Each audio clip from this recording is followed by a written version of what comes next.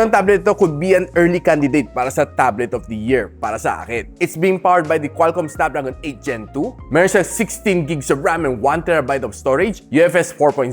Meron siyang 144Hz of screen refresh rate. Meron siyang 32MP na front-facing camera. And best of all, 10,000 mAh ang kanyang battery plus 120 watts of fast charging. But there is still something lacking dito sa tablet na ito. Malalaman natin after this quick intro.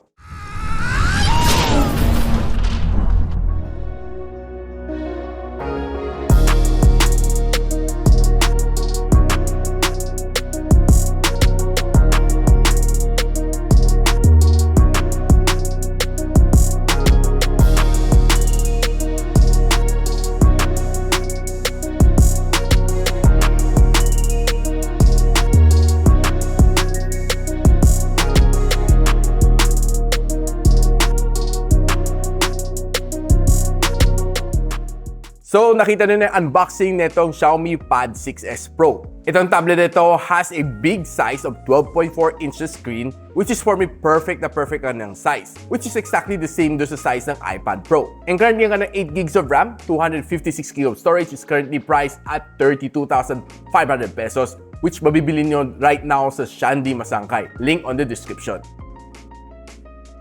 Now, one of the good things dito sa tablet nito, hindi siya mabigat. 590 grams ang kanyang 12-incher. Ang Apple iPad Pro is a little bit heavier at 680 grams. One of the good things dito sa tablet nito is aluminum finish ang kanyang likod, aluminum frames, and ang kanyang harap is a Corning Gorilla Glass 5 protection. So, ensuring you scratch resistance up to a certain level. But of course, best if kaya mo i-protect with a screen protector or tempered glass. Now, one of the good things dito is meron siyang fingerprint scanner. Akala ko una, it's in display. But andito nakatago sa kanyang power button ang kanyang fingerprint scanner. So naka-enroll ang aking index finger. So try lang natin. Nakakabili mo ka ng bilis para mga flagship phone lang ni Xiaomi. Now, itong tablet nito has accessories which is sold separately. You can use a Xiaomi tablet pen on this one, which is the same as the Xiaomi Pad 6 Max, and it also has its own keyboard. There's two types of keyboard, isang may touchpad and isang walang touchpad. All of them are sold separately. No, kanina sinabi ko sa intro, this is almost a perfect tablet. There's only one thing lacking dito for me, and it's 5G connectivity. I'm not quite sure kung bakit tinanggal ni Xiaomi, no? It used to be nung Xiaomi Pad 5 Pro 5G, meron siyang 5G connectivity, which is very, very useful. Meron siyang SIM slot, which kahit sa mong dalhin, no, lagay mo ng SIM card, Globe Smart dito, walang problema. You have good connectivity on outdoors. Hindi mo na kailangan magdala ng pocket Wi-Fi, hindi mo na kailangan mag-tether. Lahat na sa tablet na, which I think yun ang namimiss ko ito sa Xiaomi Pad 6 na series. Pad 6 wala, Pad 6 Pro wala, Pad 6 Max wala, Pad 6s Pro wala rin 5G connectivity. I hope nakikinig si Xiaomi, no, and bring back nila 5G connectivity on their devices, which is definitely a plus para sa mga consumers like me.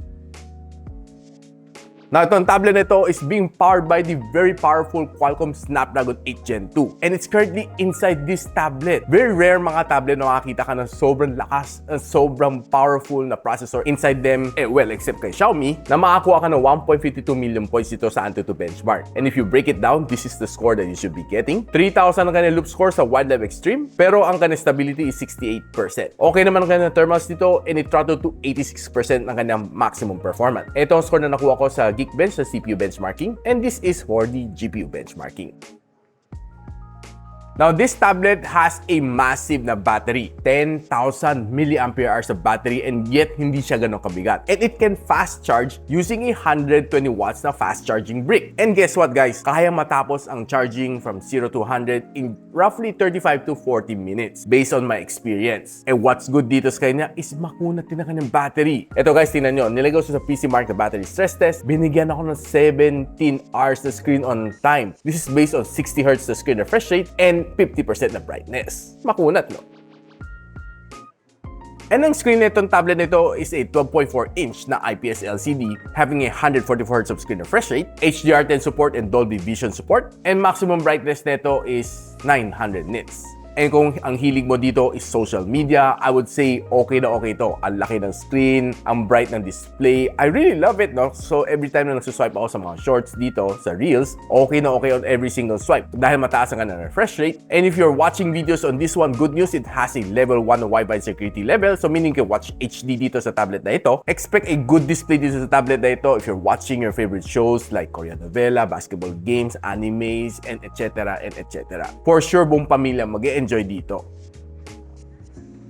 Na meron akong discover dito na drawing app which is called the Mi Canva. Of course, it works best together with a Xiaomi pen, but let me show you how it works. So one of the app dito na sobrang nakakatuwa is yung Mi Canvas. Pagbukas mo ng Mi Canvas, there are some of the presets dito, but you can always load your own photo. Let's just take for example, itong daydreaming. Kita natin, meron mga bata dito na naka-preset, naka-edit na to. Meron kang pwedeng gawin dito na nakakatuwa, no? Itong AI na pen. So yeah, kita AI na pen. So pwede mo siyang i-draw, then i-double tap mo, may sasuggest siyang AI, no? Gagawa siya another photo on its own. Yan, no? So AI involvement. Pwede mo siyang gawing 3D animation. Let's just say kid. Okay? Start natin. So may mga sasuggest siyang AI art na nakakatuwa. This is probably one of the AI na medyo naaliw ko dito sa Xiaomi Pad 6s Pro. So yan guys, nakita natin nakapag-generate siya ng something out of yung 3D. No? Nung kanina dinrawing ko yung bata, tinap ko ng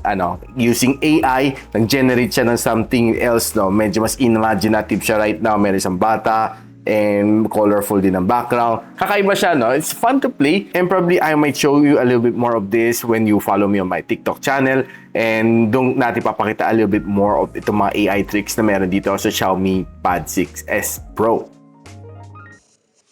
Now, ito tablet ito has 6 speakers dito sa loob. And gusto na natin i-try kung gaano kalakas pag sinagad mo to sa 100% ng kanyang volume.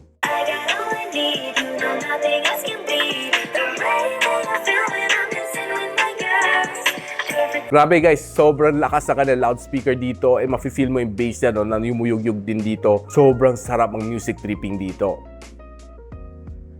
And nag-try ako ng dalawang games nga pala dito guys, no? I played Call of Duty Mobile and Farlight 84. These are the maximum graphical settings na pwede natin i-set. And Call of Duty Mobile, expect mo, sobrang sarap ng gameplay. Medyo hindi lang ako nasanay kasi kailangan ko ilapad sa table using my fingers to navigate around. Mas sanay ako sa handheld, no? But the gameplay was really smooth. I can say wala ka mafe-feel na lag. And it's definitely a game na masarap laruin, especially if you like big screen. Meron mga taong naglalaro, no, using, I think, 6 fingers. 3 sa left, 3 sa right.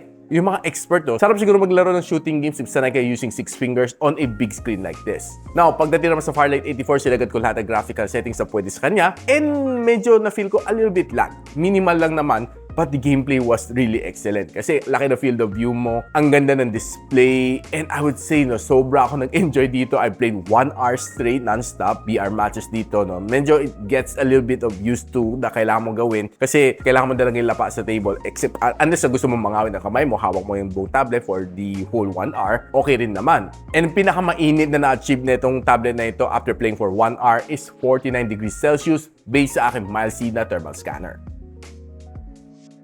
Now guys, pag-usapan na natin ang kanyang camera module. Itong tablet na ito has a 50MP na main camera sensor with aperture of 1.8 and 2MP na depth sensor with an aperture of 2.4.